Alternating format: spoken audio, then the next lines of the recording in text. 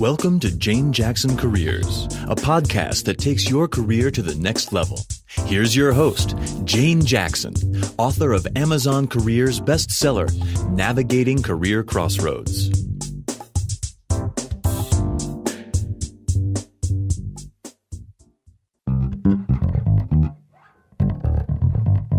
Today's podcast is brought to you by Audible.com. You can get a free audiobook download and free 30-day trial at audibletrial.com/Jane Jackson Careers.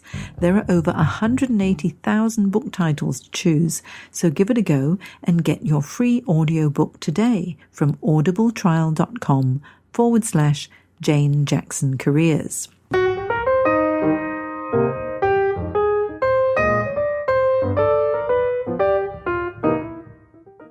Welcome to my Careers podcast, where I interview fascinating professionals who have made amazing career changes. Today, I am so fortunate to have on the show Csaba Toth. Now, Csaba is an international speaker and consultant on cultural intelligence, leadership, and employee engagement. He has over 15 years of academic and professional experience in the intercultural field. He was born in Hungary, where he completed a master's degree in Italian and was a national champion in Oriental martial arts. Then he moved to the UK 12 years ago, where he's now a British citizen and he's engaged to a Polish fiancée with a French accent. He completed another master's in international management, after which he set up his company, a restaurant booking website which became a joint venture within a year. It was the biggest site with 5,500 restaurants until the project failed. And that was because he couldn't work with the French CEO of the partner company. He went on a mission to understand what happened and why the same happens to 75% of international projects. Finally, he understood that the problem was not with the French, but the fact that they had different cultural backgrounds and personality types, and they were not aware of how that influenced their communication and management styles. And this is how his internationally accredited, trademarked, and endorsed model, Intercultural DISC, was born. As his background is in luxury hospitality management, this is where he tested it in a fast-paced multicultural environment.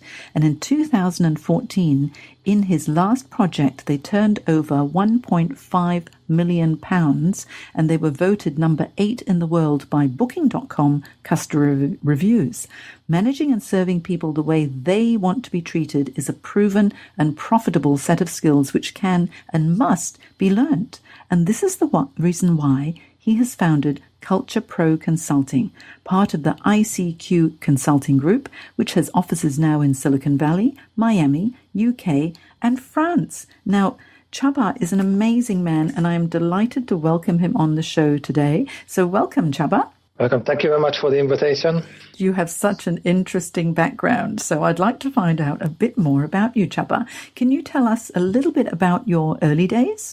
I was born in Hungary in a small town. The population was around 15,000 people, and I had nothing to do with different nationalities. Then I went to another city and I studied Italian. And even though I don't speak Italian anymore, just with my hands, I realized that it's a fantastic topic. And learning another language is another way of talking to people and getting to know a different way of living and thinking. Because culture is not just about art and literature, it's a way of thinking. It's the software of the mind, and it can be very confusing. What sort of career did you dream about in those early days? To be honest, I had no idea. That's why I went to the university and I started 2 masters. One was English and the other one was Italian. And after the first year, I failed the English one. And after the summer, I went back. I passed the exam. I had more than 90%, which was record that year. And the next day, I quit and I started hospitality management. But I still didn't know what to do. And in the last year of the university, we went to Brighton in the UK, and I'm still here. I didn't have any plans. It just happened. And that's why I like Brighton, because there was a Hungarian author who said that London is the university of life. And that time I didn't understand what it meant. But now I do, because you learn a lot. You get a lot of slaps. You learn a lot, but it's definitely an experience. And so getting into hospitality, how did you enjoy that? What was it that drew you into hospitality? To be perfectly honest, that was the first job I could get because this is what I studied. And after that, I progressed quite quickly. I used to run different weddings, barbecues, events, and I thought I liked the industry itself. But what I liked was the people and the challenges. So this is what I studied after that. That's why I started the restaurant booking site, because I like creating something, but running it, not so much. Yes, well, I think starting a restaurant booking site, that would have been a wonderful startup. And so you were working within hospitality, and then you decided to go into entrepreneurship in a way by setting up this online site. And so what gave you that little spark of inspiration to start the booking site? That was an interesting night. I was reading the book about the Dragon's Den. I think you have it in Australia as well. Then when you have the 5 investors and you have a 3-minute pitch, and they invest money in your company or they don't. But it's a really interesting concept. And I had the idea that I wanted to eat mussels. I know it's weird in the middle of the night, but that's what I wanted. And I realized that you cannot search for mussels. So the restaurant booking site was based on the USP that we had live menus. Let's say you wanted to eat a steak, then you search for steak, and you got all the results. So you could compare the value, which can be the quality, the location, or the price maybe. If you like it, you click on it, you go to the profile, and then you read about the restaurant, you read about the history, you read about the interview with the chef or the manager, and you get to know the place. So you kind of know them, and you can book a place. So this is how we started. And it grew to having 5,500 restaurants on the site. And here's the interesting, which we had in your bio, is that finally it grew, and then finally the project failed because of a cultural difference. Tell us a little bit about those challenges. If you think about the cultural differences, they are the most emotional ones and the most personal ones. And because you absorb the culture up to year 10 when you are a kid, often you're not even aware of them until something goes against it. And that is painful. So that's why when people travel a lot and they live abroad, it doesn't mean that they can teach people how to handle these situations, because they don't have a proven framework behind it. And they are not even aware of it. So we can see the outer layer of the culture, not the core. And it was very emotional. You know, when, for example, you get an email, you hear the noise and you're already stressed. And that was the point when I realized it's not going to work. But I didn't know why. You must have started to analyze what was going on, what went right, what went wrong, and you identified that it was a cultural difference. The problem is that I studied international management, so I was aware of the differences. But it doesn't mean that you know how it feels and how to handle it. So just because we point out differences, it doesn't mean that you can handle it. And at the same time, the culture background is important, but there are 4 different main personality types, and they are completely different. So expecting someone to be a certain type, like a proper French or on average British, that can be very misleading. And this is where a lot of cross-culture models don't work. And so this must have been how Intercultural DISC was born, because DISC as an assessment is an excellent psychometric assessment, and I use extended DISC when it comes to building cohesive and high-performing teams. But intercultural DISC is something completely different that I haven't actually come across before. So tell us a little bit about how intercultural DISC works as an assessment. How it started, I was certified in different cross-culture models and DISC as well. And if you think about the DISC, because you've used it before, it's been used by more than 45 million people, and it's been around for long. And it works across cultures, which is great.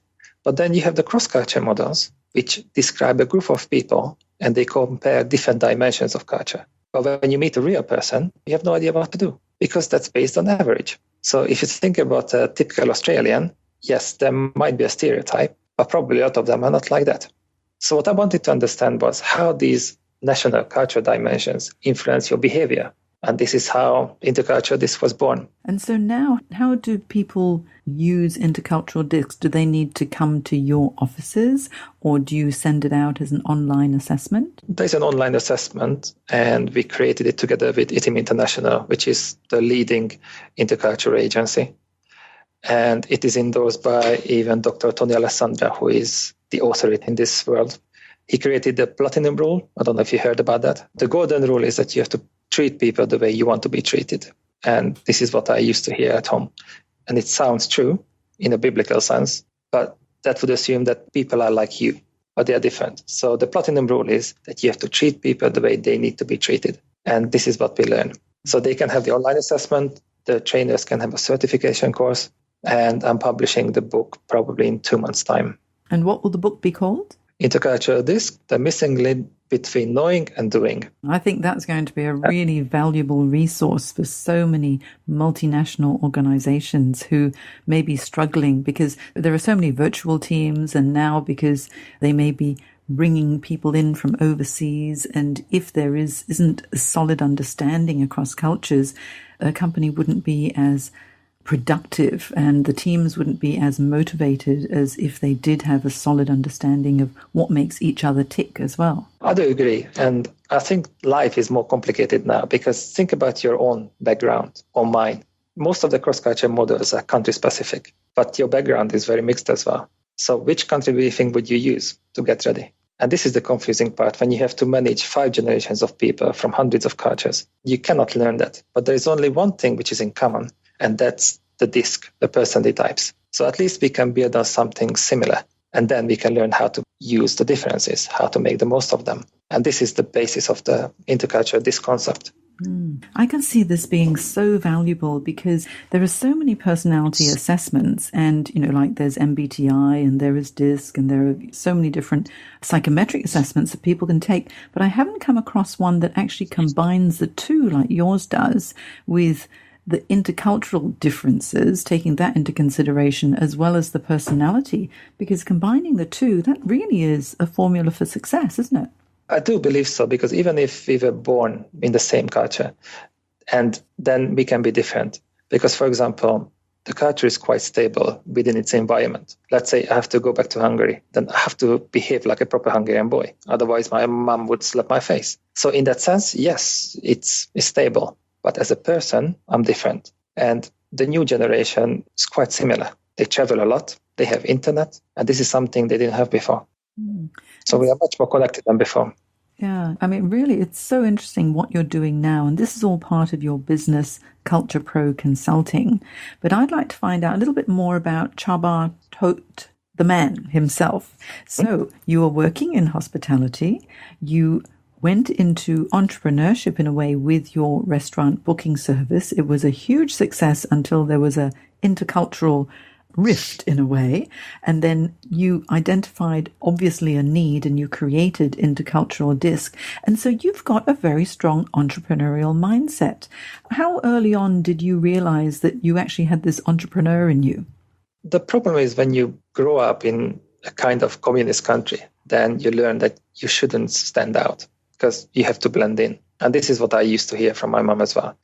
Don't praise yourself, wait until somebody else does it. But then when you come to the UK or Western European country, that doesn't work, not in capitalism. Because if somebody is loud, then probably it's even better than somebody who is good and they can achieve more. If you can combine the both, then that's great. That was the difficult part I had to learn. And my great-grandfather was a proper entrepreneur. He had a cinema, he had a factory.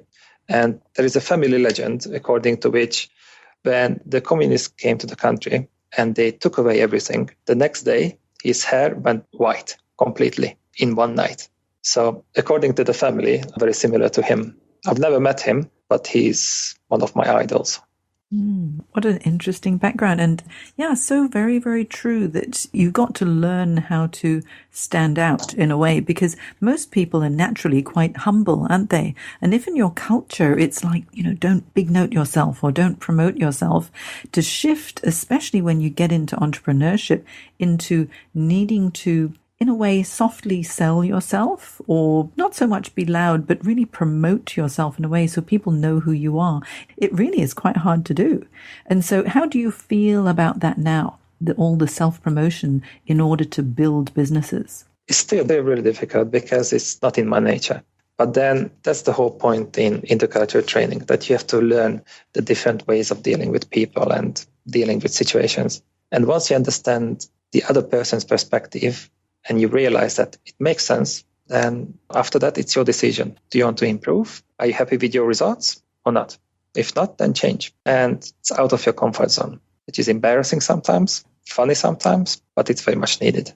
Very wise words as well. So what would you say would be, I want to find out the top 3 tips for intercultural communication success. What would those be, Csaba? One of them would be probably don't get stuck with one model, because a lot of companies try to offer the kind of silver bullet, one model that explains everything. But people are much more complicated. There's no point in pointing at differences if your emotional intelligence is next to 0, and the other way around. I think a more holistic approach is needed. And that's why we include the behavioral models, emotional intelligence, cultural intelligence. You need that, not just with one model. The other one, connect with like-minded people, which is not easy because a lot of people talk about something, but they don't necessarily practice it. For example, I know people who teach others how to be flexible and open-minded, but in real life, they are very different. They are nothing like that. And at the same time, you have to be your own branding as well, because if you want to change something, then you have to lead by example. Preaching is not enough, but people can feel if something is fake or real, and that makes the biggest difference. What's coming through very strongly here is being authentic. If you're going to be projecting, say, your professional image, the authenticity has to come through. Otherwise, sooner or later, it's just not going to ring true and people won't trust you. It's all about getting to know you, like you, and trust you. And if you're genuinely authentic, then that's just the natural way that you will act and react to everybody. So thank you for those top 3 tips. That's very, very helpful.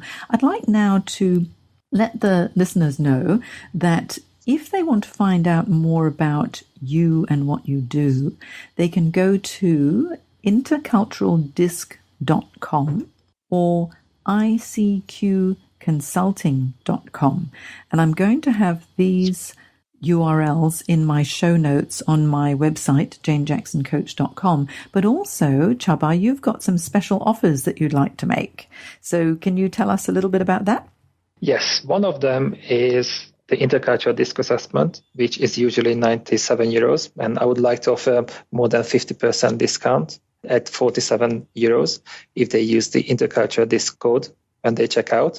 And the other one would be the book, which I'm going to publish. They can pre-order it, and I think you have the right link to that. Mm-hmm. Yes, I do. The link to that is on fundsurfer.com/project/the-missing-link. Now, don't worry about writing that down because I will have it in my show notes on janejacksoncoach.com, and you can pre-order that book, Intercultural Disc, The Missing Link Between Knowing and Doing, which sounds really, really interesting, Csaba.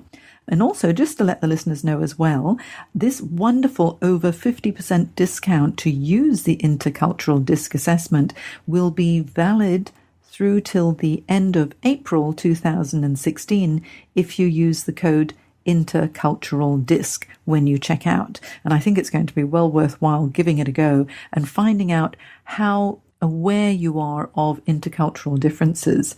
So that's a really generous offer, Csaba. Thank you so much. And is there anything else that you would like to mention before I let you on your way? Because I know that it's nearly midnight in Brighton and it's 10:30 in the morning in Sydney. So we've got a massive time difference, but there we go. We can still communicate perfectly well. We've got Csaba over in Brighton in the UK, a Hungarian engaged to a Polish lady. I'm half Chinese, half English, living in Sydney. Combined, we've covered many countries here. So what parting words do you have for us, Csaba? I think this is the point that cultural intelligence is a never-ending story. You learn every single day. And if you think you are done, that's when you failed. And I think that's why it's challenging. And that's why it's exciting. So you learn every day. And when you think you know everything, you run into a situation you've never seen before and you just don't know what to do. This is how we discovered the unknown part of our personality, because we don't even know how we would react in a certain situation. That's the part I really enjoy. That's why I'm happy to stay up and then talk to you, because I'm really passionate about this topic. And your passion definitely comes through, and also how authentic you are as well, because you live and breathe intercultural communication. And so we're so fortunate to have had you on the show, Csaba. Thank you so much. I really appreciate your time. And once Intercultural Disc the missing link between knowing and doing, your book, is launched, it would be great to have you back on the show and tell us more about intercultural communication. Brilliant. Thank you so much for your time. Okay, thank you, Csaba. Bye. Today's podcast is brought to you by audible.com. You can get a free audiobook download and free 30-day trial at audibletrial.com/Jane Jackson Careers. There are over 180,000 book titles to choose, so give it a go and get your free audiobook today from audibletrial.com/Jane Jackson Careers. You've been listening to Jane Jackson Careers. Sign up to receive regular career advice at janejacksoncoach.com.